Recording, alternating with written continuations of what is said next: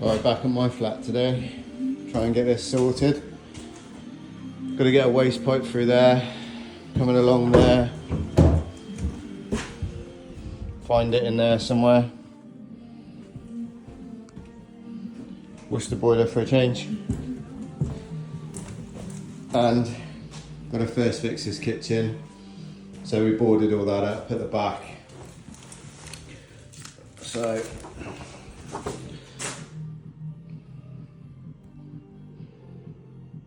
we reckon get that in there.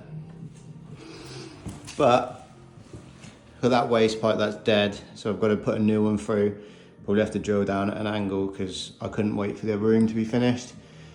So we just plastered it anyway. So now I've got to try and drill down at an angle, which will be fun. And then I've also got to get that waste pipe that ever I drill down all the way around and then pop out over there because the sink's going there. And then units along here, so the hot and cold will have to go along, probably not much void behind. So I have to chase them into the wall. But as you can see, it's only plasterboard anyway, so it's all a bit of a mess really, to be honest. And then once it's all done, I'll probably skim it.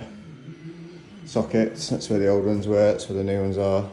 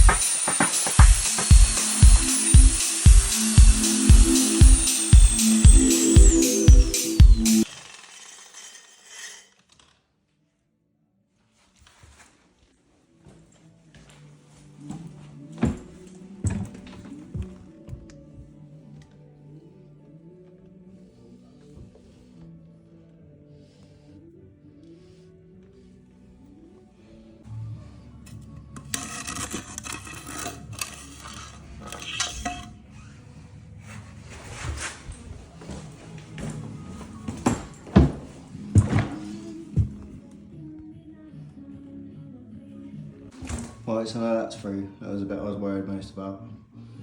Gonna take the waste pipe through there and draw a line across there, and then probably just come out behind there because it'll be behind the plinth anyway.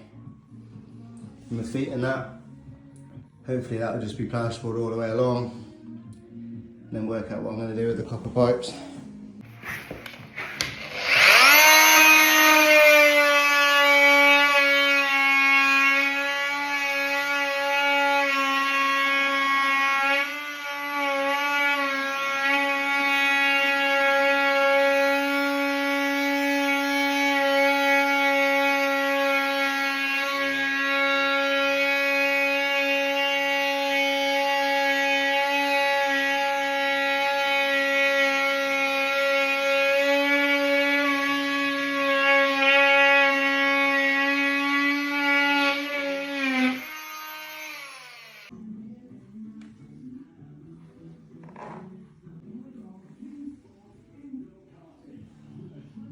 Right, so with all that cleared, pop some clips on, double clips, clip to that so it's still behind, you know, below the plinth, level where the feet won't go back that far. So I'm going to measure the distance between there and there, put a 90 bend on to take it to there, minimise the soldering needed.